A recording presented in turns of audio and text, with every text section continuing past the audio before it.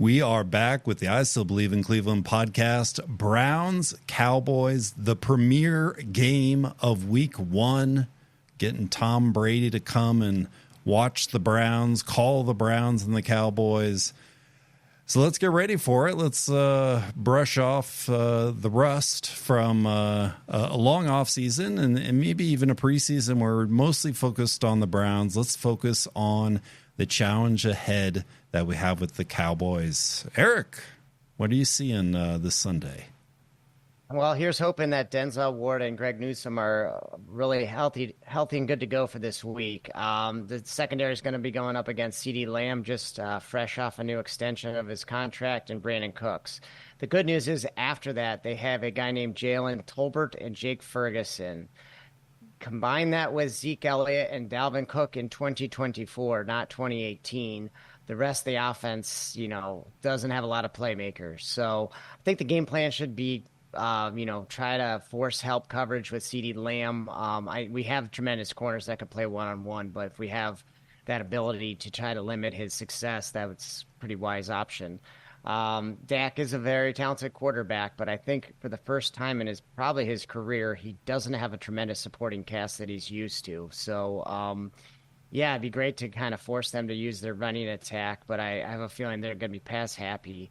It's going to be up to Ward, Emerson, and Newsome to, kind of do their jobs, be excellent on the outside, and then kind of see how Grant Delpit and some of the safeties, kind of attack that center part of the field. So going to be a challenge, and they still have, Dak Prescott, and they still have Ceedee Lamb, so it's not like they have devoid of talent. But I think it's going to be a challenge, but I think it's going to be the challenge one the Browns are going to be up against.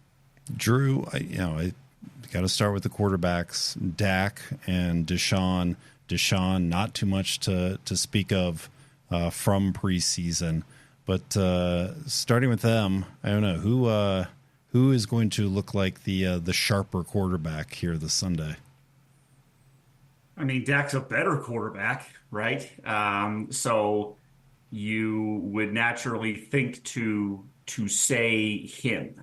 And that'll be my official answer to the question, Ryan. But I will say that part of that is also the defense that they're going against, and Dak will be going against the best defense in the league, and Deshaun will be going against one of the best defenses in the league. Dak will be going against one of the best defensive players in the league, Deshaun will be going against one of the best defensive players in the league in Micah Parsons, and Dak will be going against the best defensive player in the league in Myles Garrett. And one of the things I just want to address all the fans out there, I've heard your criticism. I'm going to try to be a little nicer to our fans here. So thank you to the Cowboys fans, specifically on the defensive side of the ball. I'll say to be the man, woo, you've got to beat the man. And the Browns are the man there. And I'm told by experts on the Cowboys that you're really going to appreciate that reference.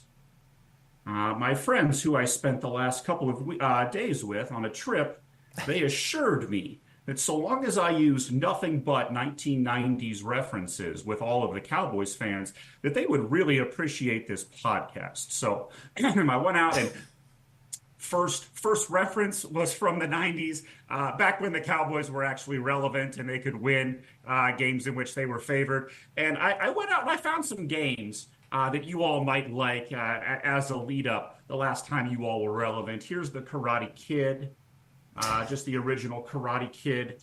I went and found Marble Madness for you. And one of my favorites, underrated game here, Double Dare.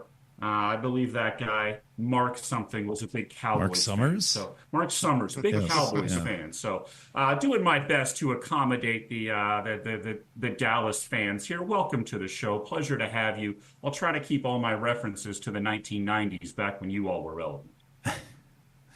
I didn't see the NES cartridges coming out for this game. Nice, Drew.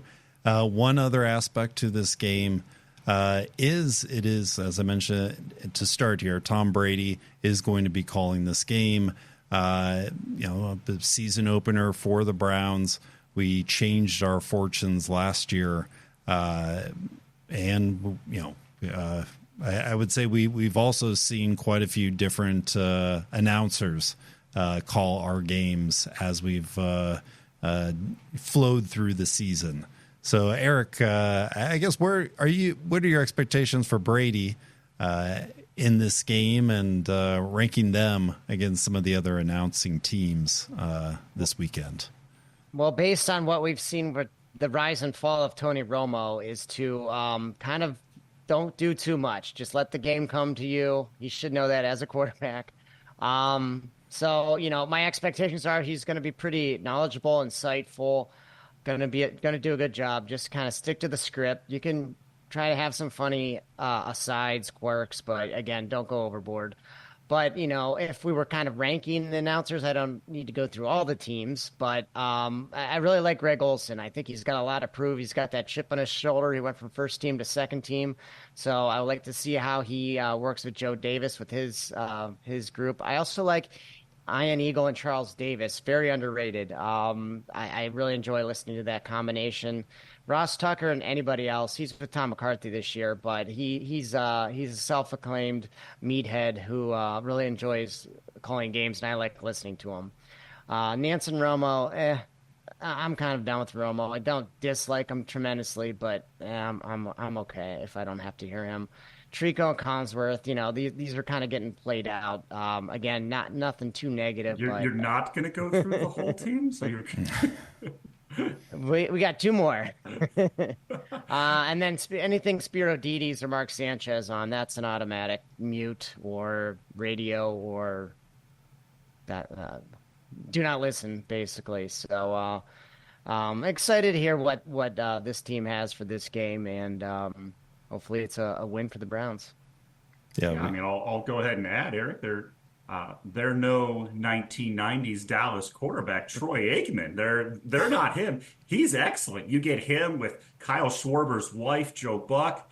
That's an excellent announce team, and they do a really good job so long as Kyle Schwarber's not there, and so long as they're not talking about the 1990s Dallas Cowboys.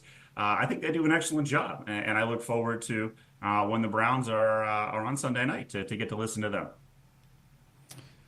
Yeah, we didn't exactly cover the Vikings-Giants telecast with Kenny Albert and Jonathan Vilma. A little bit lower down on the chart here, and we are avoiding Mr. Butt Fumble this week as well. So positives there. Anything's an improvement there. I will say I expect Brady to be excellent. He's been excellent at everything he's done. The only thing that could ever hold the great Tom Brady back is the University of Michigan when they tried to bench him for the Yankees' third baseman. Excellent first name, Drew. Can't even remember the last name though. But yeah, that's the only program that could ever hold the great Tom Brady back. I expect him to be phenomenal as an announcer as well. All right. Great to have the NFL back. Full weekend of games. One of the primetime games, maybe a Super Bowl preview with the Browns and the Cowboys. Great start. We'll be watching. Go Browns. Go Browns. Browns.